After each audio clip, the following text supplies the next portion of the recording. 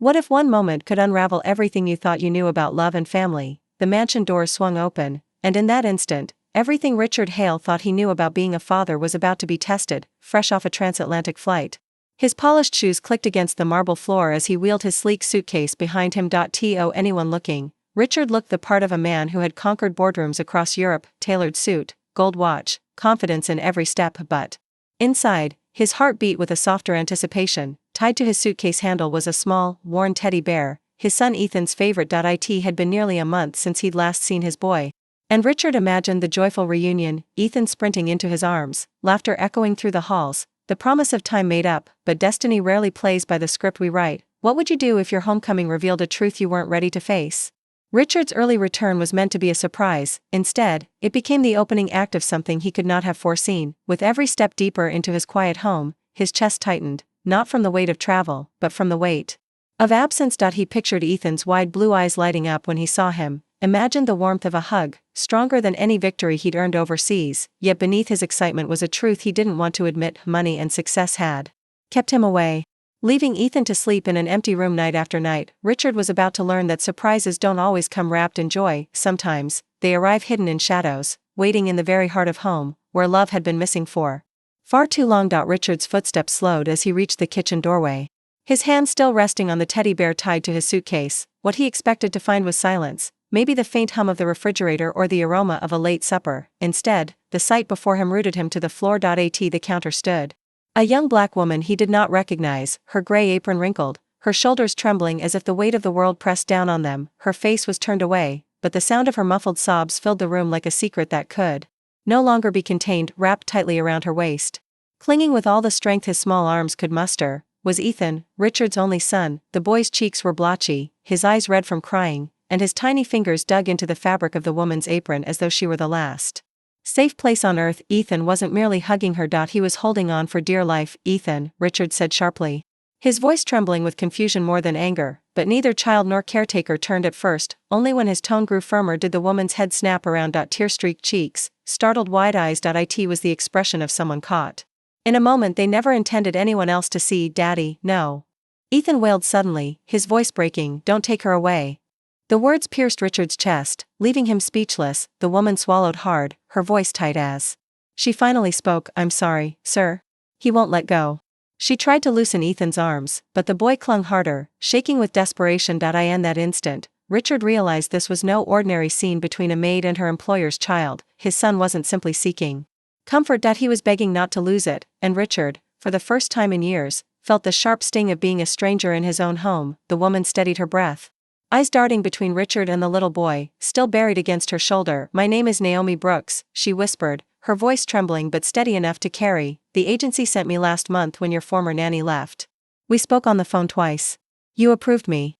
Richard blinked, searching his memory. Yes, there had been a voice, calm and professional, but nothing that prepared him for this, nothing that explained why his son was clinging to her as if she were his lifeline. Naomi gently stroked Ethan's back, her own tears refusing to stop. I burned the rice earlier, she admitted with a bitter laugh, that's why I was crying. But not because of you. She paused, gathering the courage to say the words that weighed on her chest. It's because Ethan told me he wished I was his mommy.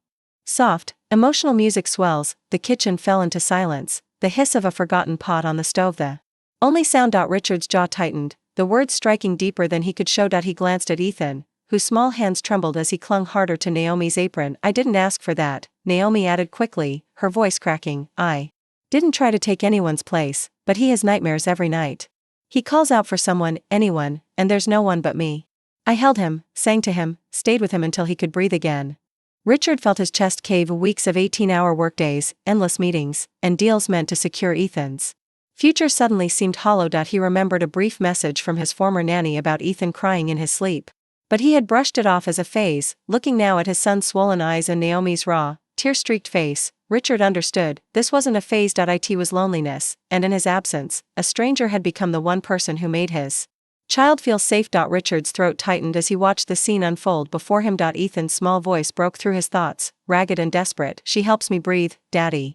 The words cut deeper than any boardroom insult or failed deal ever could. For years, Richard had told himself he was working for Ethan, building an empire so his boy would never know struggle, never want for anything but standing in that kitchen.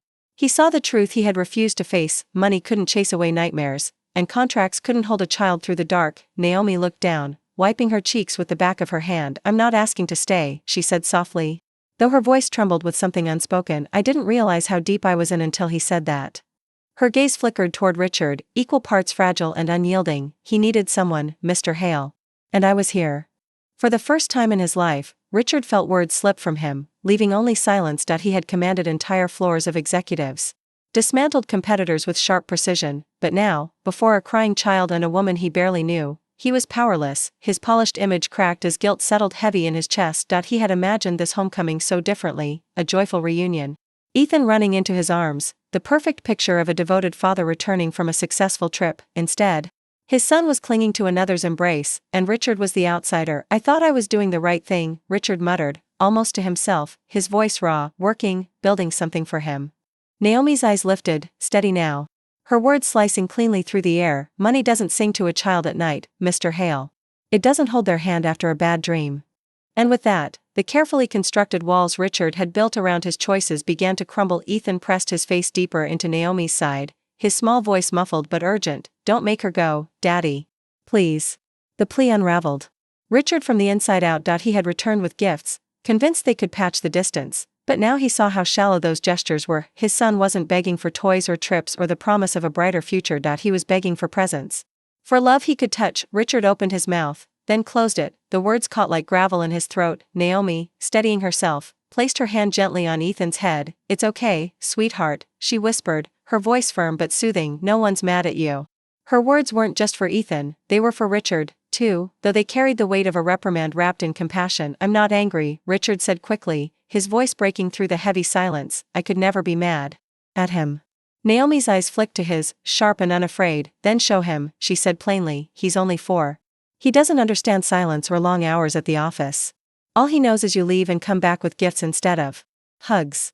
The truth stung. Richard had believed that providing was enough, that the empire he built was love in another form, but standing there, watching Ethan's tiny shoulders tremble, he realized the flaw in that thinking. Ethan didn't need proof of wealth. He needed proof of love. Richard's hands trembled slightly as he reached out. "Ethan," he said softly, lowering his voice to something fragile and human. His son hesitated, clinging tighter to Naomi, and in that hesitation, Richard understood the depth of the distance between them, a distance that no amount of money had ever been able to bridge. Richard stayed still, his arms open, unsure if his son would ever cross the gap between them. The silence stretched, broken only by the faint hiss of the pot on the stove. Then, slowly, like a child testing the edge of a cold pool, Ethan peeled himself from Naomi's side. His steps were hesitant, his tear-streaked face lifted cautiously toward his father. There was no sprint, no joyous leap like Richard had dreamed of on the plane ride home. Instead, Ethan moved as if trust itself had become fragile, something that could shatter if he moved too quickly. When he finally reached his father, Ethan didn't throw himself forward. He melted, almost testing the warmth of Richard's embrace before surrendering to it. Richard wrapped his arms tightly around him, feeling the small body quiver against his chest. His voice cracked, raw with regret. "I'm so sorry, buddy. I didn't know how lonely you were." Ethan's reply came in a whisper so faint it nearly broke Richard's heart in half. "Don't make her leave." Richard glanced up at Naomi, his grip tightening around his son. She stood frozen, her hands twisting the apron at her waist, tears threatening again, but this time, she didn't hide them. Her face told him everything: how deeply she cared, how afraid she was of being dismissed, how much of herself she had already given. "I don't want her to leave either," Richard said softly, the words surprising even him as they left his lips. Naomi's lips parted in shock, her breath catching, as though she hadn't dared to hope. In that moment, Richard realized it wasn't just Ethan who had been saved by Naomi's presence, she had saved him too, forcing him to see the cracks in the life he thought was perfect, and giving him the chance to rebuild, not with wealth, but with love. Naomi's hands stilled at her sides, her eyes wide with disbelief as Richard's words settled between them. "Sir, please," she began cautiously, her voice low, almost uncertain. "I don't want to overstep. I was hired to keep the house in order, not—" Richard shook his head firmly, though his voice carried a gentleness it hadn't before. "Not just as the maid, Naomi. Stay as someone who cares about him. Maybe even as someone who can help me learn how to be the father he deserves." The sentence hung in the air, heavy with sincerity. Ethan looked up, his small hand still clutching Richard's sleeve, his eyes glistening with hope. "Can she, Daddy? Please?" Naomi's throat tightened. "I don't want to cross any lines," she whispered, her composure faltering. "Cross them," Richard said, his gaze steady, unflinching, if that's what it takes for him to feel safe again. For the first time since Richard had entered the kitchen, a warmth flickered across Naomi's features. It wasn't a triumphant smile, but something gentler, a cautious acceptance. She exhaled slowly, her posture softening as if she had been holding her breath for weeks. The pot on the stove bubbled over, the faint scent of burned rice filling the room. But no one moved to fix it. It didn't matter anymore. What mattered was the small boy pressed between them, his heartbeat slowing as his world, once fractured, began to feel whole again. Richard reached for the teddy bear, still tied to his suitcase, and handed it to Ethan. "I brought this for you," he said softly, his voice unsteady, "but I should have brought myself sooner."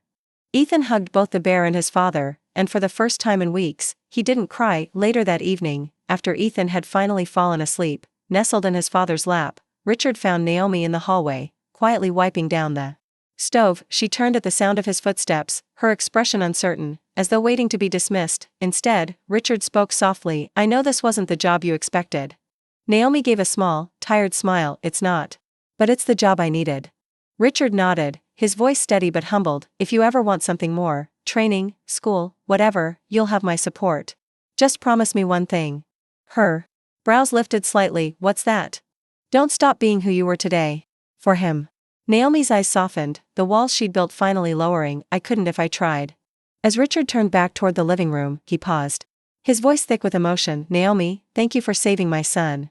She didn't answer with words, only a quiet nod before returning to the stove, where a fresh pot of rice had just begun to simmer. True love isn't measured by the wealth we leave behind, but by the presents we give today. Children don't need empires built in their name, they need laughter at the dinner table, arms to hold them after nightmares, and someone who shows up when it matters most. What about you? Have you ever realized that the smallest acts of love mattered more than the biggest sacrifices?